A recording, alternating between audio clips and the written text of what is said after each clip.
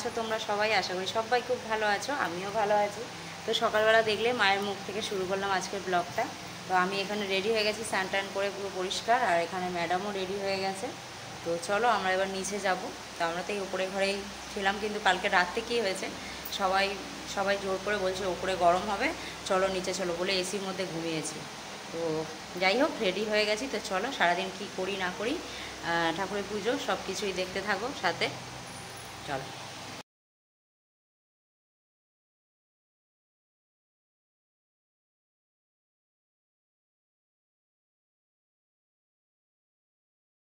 এখানে দেখো নিচে নেমে মানুকে, গুবলুকে আর পাড়ার একটা মেয়ে ছিল, তো ওর নাম মিষ্টি। তো ওদের তিনজনকে খেতে দেওয়া হয়েছে, কারণ ওরা তো আর উপোস করে থাকবে না, খিদে পেয়ে যাবে, তো ওরা টিফিনটা খেয়ে নিক। তো পুজো পুজো দেখতে থাকবে।